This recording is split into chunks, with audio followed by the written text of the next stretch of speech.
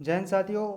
मैं अनिल गौतम आपका इस चैनल में स्वागत करता हूं। तो दोस्तों हम आज आपको बताएंगे जनरल नॉलेज के जो 25 क्वेश्चन पर डे कराते हैं। तो दोस्तों इसका वीडियो पूरा जरूर देखा करें। जिसका भी वीडियो देखा करें पूरा देखा करें ताकि आपको क्वेश्चन अच्छे से एक्सप्लेन हो सकें। तो दोस्तों चलते हैं क्वेश्चन की। वो क्वेश्चन क्या है, एक बात और है, सुबह आपको 7 बजे हमारे जीके का क्लास मिलता है और 9 बजे सुबह जनरल यानी जीएस जनरल साइंस का क्लास मिलता है। तो गाइस देखना मत भूलें, सुबह 7 बजे और सुबह 9 बजे अति महत्वपूर्ण क्वेश्चन कराते हैं और जे हर एग्जाम में एक क्वेश्चन आपके आते हैं। तो गाइस चलते हैं क्वेश्चन की। वो क्वेश्चन क्या है, प्रधान याम्योत्तर रेखा आप कैसे मानते हैं, किसे मानते हैं? आपको बताना है 180 डिग्री देशांतर को, या 100 डिग्री देशांतर को, या 0 डिग्री देशांतर को, या 82.5 डिग्री देशांतर को। तो आपको बताना है इसमें से प्रथम, इसमें से उत्तर क्या, इसका उत्तर क्या है। तो गाइस क्या है इसका करेक्ट आंसर? जो भी दोस्त 180 डिग्री देशांतर बता रहा है उनका रॉन्ग आंसर है, क्योंकि जो पूछा है प्रधान प्रधान याम्योत्तर रेखा आप किसे मानते हैं, तो प्रधान सबसे पहले कौन माने जाते हैं? 0 डिग्री देशांतर। तभी तो इस साइड और इस साइड जाएंगे कि दोस्तों, जैसे ये हमारी ये अक्षांश रेखा है, ये देशांतर रेखा है, अक्षांश रेखा है, ये देशांतर रेखा है। तो जब यहाँ 0 डिग्री होगा तभी तो यहाँ जाएंगे और यहाँ जाएंगे। तो चलते हैं क्वेश्चन को, क्या है इसका आंसर आप बता सकते हैं? 0 बिल्कुल करेक्ट आंसर है। नेक्स्ट क्वेश्चन क्या है, किसी बिंदु पर द्रव का दाब द्रव के डॉट डॉट डॉट निर्भर करता है। तो किस पर निर्भर करता है आपको बताना है इसका, कि द्रव्यमान पर, कि घनत्व पर, कि आयतन पर, इनमें से कोई नहीं। तो गाइस किसी बिंदु पर द्रव का दाब द्रव के घनत्व पर निर्भर करता है। किस पर निर्भर करता है? घनत्व पर निर्भर करता है। आपका बी ऑप्शन आपका बिल्कुल करेक्ट आंसर है। तो गाइस क्या है इसका? बी आंसर बिल्कुल करेक्ट है। जब किसी बिंदु के द्रव का दाब दाब बढ़ा दिया जाए तो वो दाब किस पर निर्भर करता है? जो द्रव होता है उसके घनत्व पर, इसकी डेंसिटी बोलते हैं जिसे। नेक्स्ट क्वेश्चन क्या है, नेक्स्ट क्वेश्चन की ओर चलते हैं। कालिक कालिख के तोता कालिख से पोता हुआ गोला किस कारण से चमकता है? जो कालिख से पोता हुआ गोला है वो किस कारण चमकता है आपको बताना है। अपरावर्तन या परावर्तन, पूर्णांतिक परावर्तन या वितरण। तो गाइस इसका करेक्ट आंसर क्या है? बिल्कुल गाइस जो भी दोस्त आपके सही ऑप्शन बताते हैं उनका बिल्कुल तैयारी अच्छी तरीके से चल रही है। आपको बताना है आपके कितने 25 में से कितने क्वेश्चन हुए। तो काले से पोता हुआ गोला किस कारण से चमकता है? आपका बिल्कुल गाइस पूर्णांतिक परावर्तन बिल्कुल करेक्ट आंसर है। क्या है? पूर्णांतिक परावर्तन आपका बिल्कुल सही आंसर है। नेक्स्ट क्वेश्चन क्या है, वैसे परमाणु जिनमें प्रोटॉनों की संख्या समान हो परंतु न्यूट्रॉनों की संख्या भिन्न हो तो वे कहलाते हैं, क्या कहलाते हैं? समस्थानिक कहलाते हैं, समभारिक कहलाते हैं, समतुल्य कहलाते हैं, इनमें से कोई नहीं। तो गाइस इसका करेक्ट आंसर क्या है? समस्थानिक कहलाते हैं। क्या कहलाते हैं? समस्थानिक कहलाते हैं। वैसे परमाणु जिनके प्रोटॉन समान होते हैं और न्यूट्रॉन होते हैं जो भिन्न होते हैं। प्रोटॉनों की संख्या समान होती है, जैसे 2 है तो 2 ही रहेगी, और जो न्यूट्रॉन होते हैं दो कभी 4 तो बढ़ जाती है। तो ऐसी स्थिति को समस्थानिक कहते हैं। क्या कहते हैं? समस्थानिक कहते हैं। क्वेश्चन की ओर चलते हैं। क्वेश्चन क्या है हमारा, नेक्स्ट क्वेश्चन क्या है हमारा, न्यूटन द्वारा विज्ञान के क्षेत्र में कौन सा योगदान नहीं दिया दिया गया? तो गाइस आपको बताना है उसकी आवृत्ति में, या उसके वेग में, उसके आयाम। सॉरी गाइस न्यूटन वाला पूछा है, तो गुरुत्वाकर्षण का नियम नहीं दिया है कि न्यूटन ने, या गति का नियम, या जड़त्व का नियम, या द्विपद प्रमेय के नियम। तो गाइस क्या है, न्यूटन ने 3 नियम दिए थे। सबसे पहले तो गति के नियम को 3 नियम दिए थे। तो पहला है गुरुत्वाकर्षण का नियम, जिसे जड़त्व का नियम कहते हैं, वही गुरुत्वाकर्षण का बल कहलाता है। तो गाइस और एक गति के नियम। तो गाइस इसके तो ये तीन ऑप्शन बिल्कुल करेक्ट आंसर है। अब पूछा है कि इसमें से नहीं दिया, तो द्विपद में प्रमेय का नियम नहीं दिया था गाइस। बिल्कुल करेक्ट आंसर डी ऑप्शन आपका सही है। जब किसी दर्पण से कोई प्रकाश तरंग परावर्तित होती है तब परावर्तन होता है। तो गाइस आपको बताना है उसकी आवृत्ति में, उसके वेग में, उसके आयाम में, उसकी तरंगदैर्घ्य में। तो आपको बताना है जब किसी दर्पण से कोई प्रकाश तरंग परावर्तित होती है तब परावर्तन क्या होता है, किस में होता है परावर्तन, आपको बताना है। तो गाइस जो भी दोस्त उसके आयाम बता रहे हैं उनका बिल्कुल करेक्ट आंसर है। सी ऑप्शन आपका बिल्कुल करेक्ट आंसर है। क्या है? सी ऑप्शन आपका बिल्कुल करेक्ट आंसर है। आपका सी सही आंसर है। नेक्स्ट क्वेश्चन की ओर चलते हैं। नेक्स्ट क्वेश्चन क्या है हमारा, रात के समय आवासीय क्षेत्र में शोर का अनुमत अनु मत स्तर कितना निर्धारित होता है? तो गाइस निर्धारित किया गया, आपको बताना है 55 डेसिबल या 45 डेसिबल या 80 डेसिबल या 75 डेसिबल। तो गाइस आवासीय क्षेत्र जहां पर जनसंख्या रहती है वो आवासीय क्षेत्र कहलाता है। तो वहां पर कितना यानी कितना शोर होता है, कितने डेसिबल शोर होता है? तो गाइस 45 बिल्कुल करेक्ट आंसर आपका बी ऑप्शन। 45 डेसिबल आपका बिल्कुल करेक्ट आंसर है। क्या है? 45 आपका बिल्कुल करेक्ट आंसर है गाइस, बिल्कुल 45 आपका सही आंसर है। नेक्स्ट क्वेश्चन क्या है हमारा? निम्न में से किसे आप मिश्र धातु की विशेषता नहीं कहेंगे?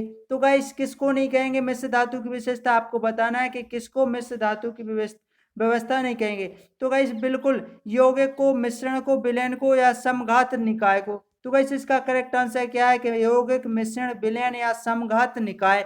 तो गाइस इसका करेक्ट आंसर आपको बिल्कुल बताना है कि मिश्र धातु विशेषता नहीं है, तो बिल्कुल समघात निकाय बिल्कुल नहीं है आपका। ये जे डी ऑप्शन आपका बिल्कुल करेक्ट आंसर हो गया। बिल्कुल चलते हैं नेक्स्ट क्वेश्चन की ओर। नेक्स्ट क्वेश्चन क्या हमारा?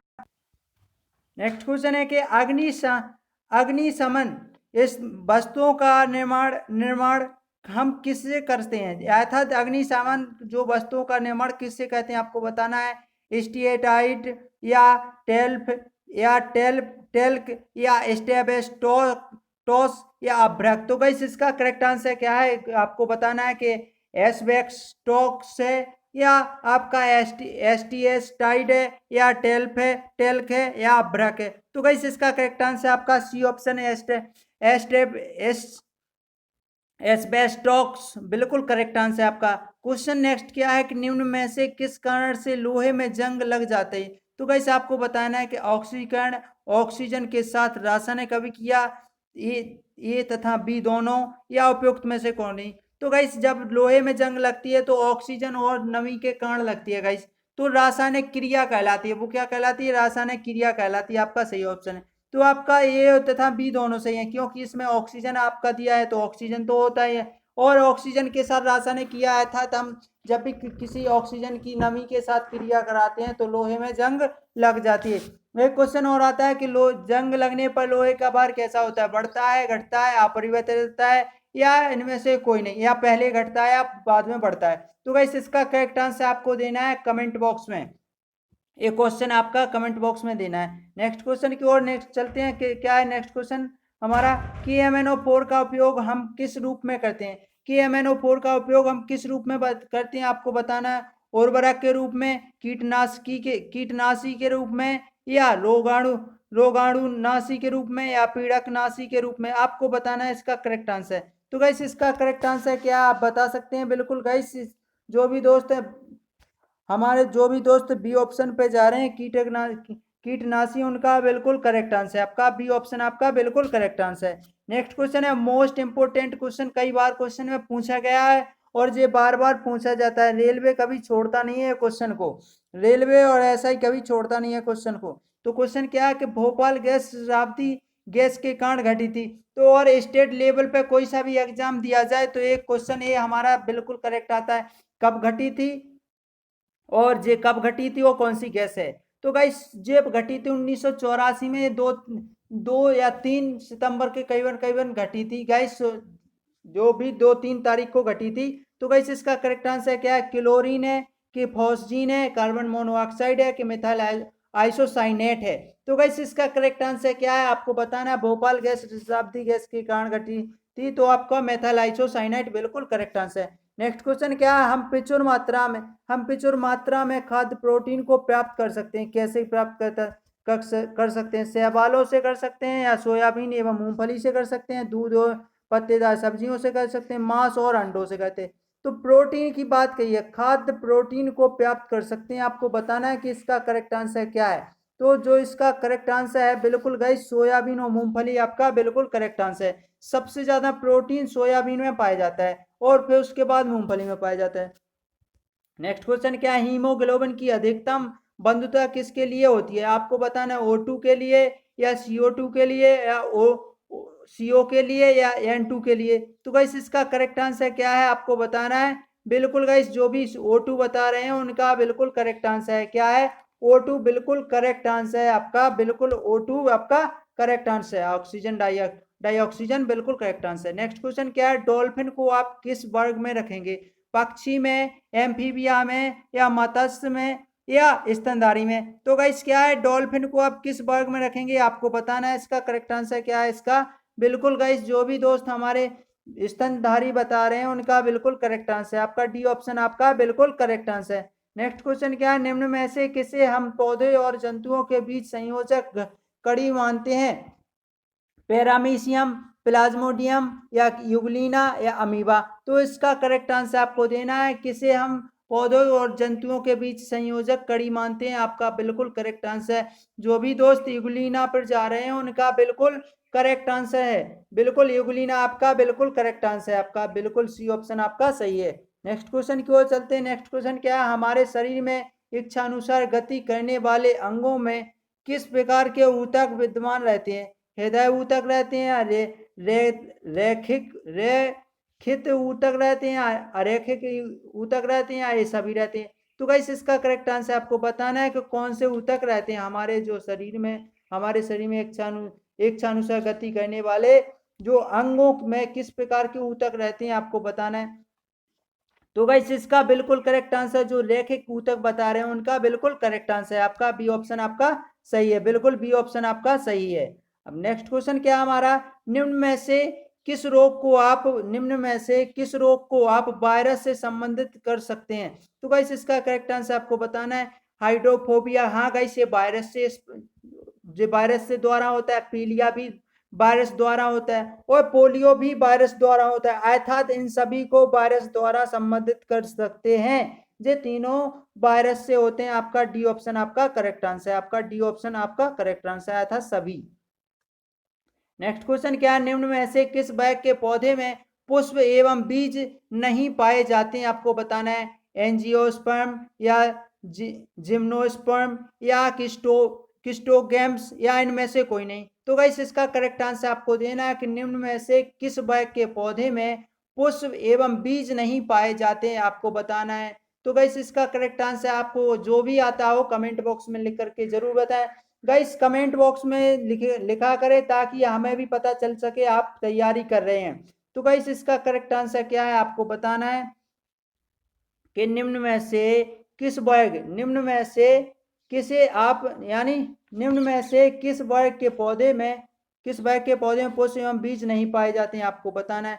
तो गाइस जो भी किस्टोगैम्स बता रहे हैं उनका बिल्कुल करेक्ट आंसर है, सी ऑप्शन आपका सही आंसर, किस्टोगैम्स आपका बिल्कुल करेक्ट आंसर है।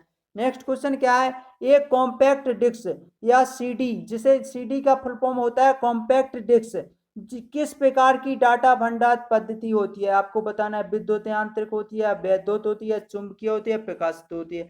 तो गाइस इसका करेक्ट आंसर होती है जो सीडी होती है हमारी वो प्रकाशिक होती है। पहले हम उसको बनाते हैं फिर चलाते हैं, तो ये प्रकाशिक कहलाती है। क्या कहलाती है, प्रकाशिक कहलाती है। और उसका जो प्रकाशिक हट जाता है तो वो खराब हो जाती है।